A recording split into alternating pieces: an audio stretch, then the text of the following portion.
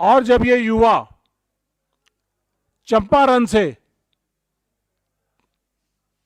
बिहार चंपारण जो कि गांधी जी के सत्याग्रह की भूमि है, वहां से चलकर जब ये दिल्ली पहुंचे, हमें भी मालूम चला कि 1100 किलोमीटर लंबी यात्रा करके ये बच्चे वहां से पहुंचे हैं, जो पिछले 2 साल से गुहार लगा रहे हैं कि हमें ज्वाइनिंग दी जाए,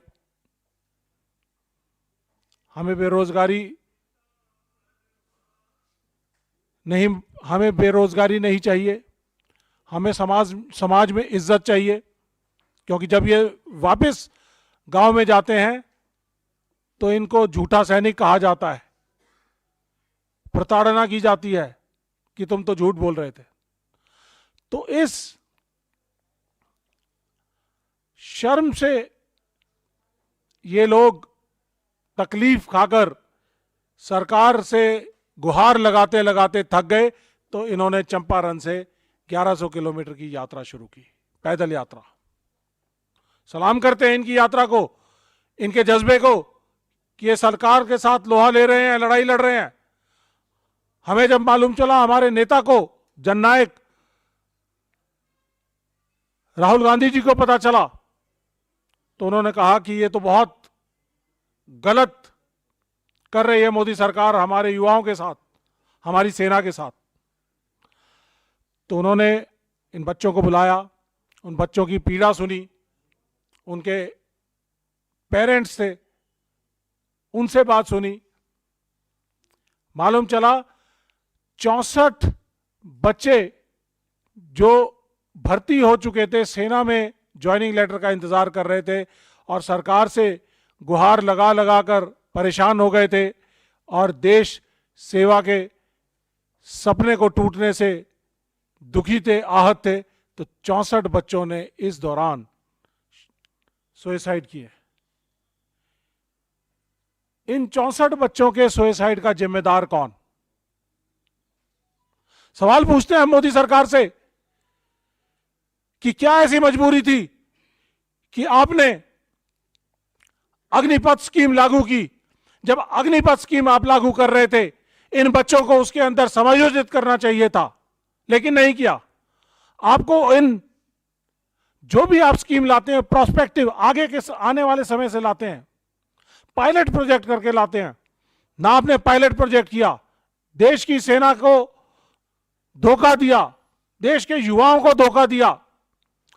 देश की सेना को इसलिए धोखा दिया कि उनको मालूम ही नहीं था कि किस तरह से अग्निवीर या अग्निपथ स्कीम आ रही है, और महज 4 साल के लिए उनको देश के सैनिक बनाया जाएगा और उसके बाद उनको बेरोजगार कर दिया जाएगा।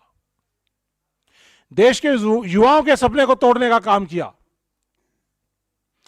कम से कम आप जो पहले से भर्तियां अनाउंस की गई थी, उन भर्तियों को तो पूरा करते। जब आपने उनकी भर्तियों की सभी प्रक्रिया को पूरा कर दिया था, तो इनको ज्वाइनिंग करा सकते थे। ज्वाइनिंग करानी जरूरी थी, लेकिन आपने ज्वाइनिंग नहीं दी। आपने एक तुगलकी फरमान जारी किया अग्निपथ स्कीम का, और उसके तहत 1.5 लाख से ज्यादा युवा बेरोजगार, 64 से ज्यादा युवाओं जिन्होंने खुदकुशी कर ली। देश की सुरक्षा और सेना का नुकसान तो अलग हुआ। हमने एक आरटीआई के जरिए सरकार से डेटा मांगा कि 2022 में कितने लोगों ने भर्तियां देखी और 2023 में कितने लोगों ने भर्तियां देखी। ये चौंका देने वाला डेटा है। ये आरटीआई, जिसका जवाब मिनिस्ट्री ऑफ डिफेंस ने दिया है,